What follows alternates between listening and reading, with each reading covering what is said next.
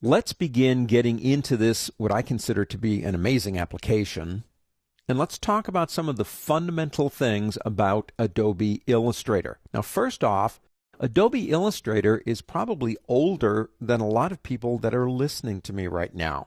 It came out in 1987, believe it or not. It was Aldous Illustrator. It has really grown from those beginning days.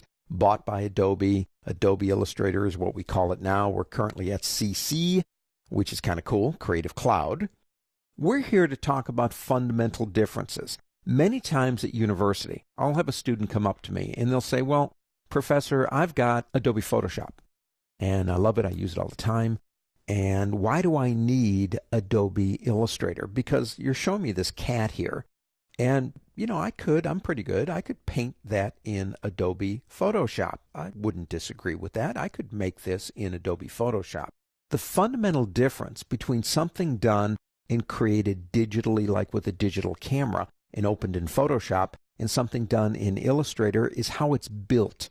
Now, I have two things open, Gato, El Gato, the cat, and Flowers, PSD. If you want to check these out, they are in your working folder. That's fine. But what I want to talk about is what's the difference between them. Now, this is a photograph taken with my digital camera. It is open in Adobe Illustrator, and that's fine. But I think most of us know this, but I'm going to do it anyway. If I come up and pick up my zoom tool and begin zooming in on this area right here, now this is a high-res image, so it'll take a bit, but eventually we begin to see the actual breakdown of the image itself. We begin to see the pixels that make this image up. Now, whether you know this or not, and I think you do, an image that's a photograph is built up and it's resolution dependent. The number of pixels in a linear inch determine its quality. What I like to say is photographs will live and they will die on their resolution. If I have an image with a resolution of 72, it'll be fine in PowerPoint. It'll be fine on the internet in a PDF document, but it ain't going to work if I want to print it. If it's 300, it'll work to print, but it wouldn't really be that good if you're going out to the internet. So resolution is a very important part. It's bricks.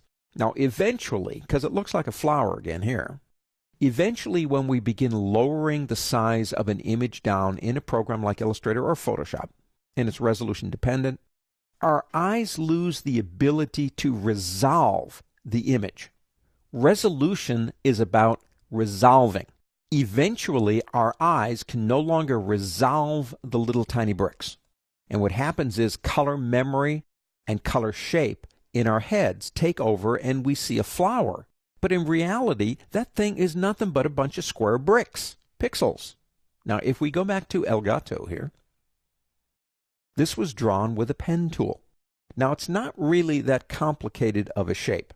If I come up here to the word View, there's an option called Outline.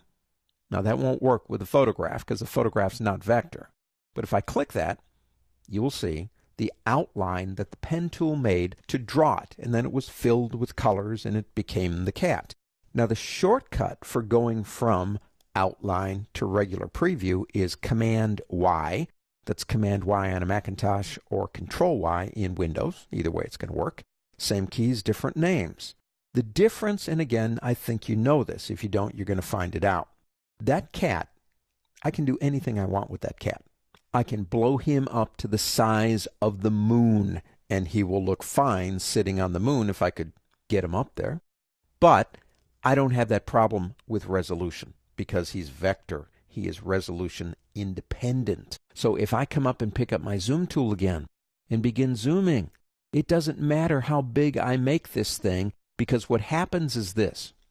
Images in Adobe Illustrator are created using vector. That's math. Now, to be honest with you, I wouldn't want to do the math myself. That would be really hard. And if you had to do it, very few people would use Adobe Illustrator. The pen tools in that create mathematical shapes. As they change size, the math is redrawing the shape, which makes them resolution independent. Now, here's another thing to consider. If you're working with a photograph, you add twice as many bricks to that wall in a sense. You're increasing the number of pixels. You're going to make that file huge. It's going to be more than double its size. If I decide to make this guy bigger, appreciably it's not going to change the size of the file, because by making the file bigger, I'm just simply changing the math to achieve that goal. Adobe Illustrator is resolution independent.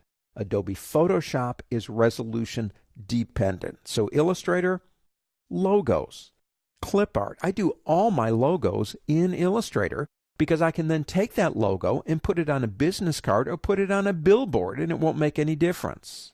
I use Photoshop for the other stuff. Well, for photographs. And I love both programs, but both live in different worlds. Resolution dependence, that's Photoshop, and resolution independence, that's Adobe Illustrator.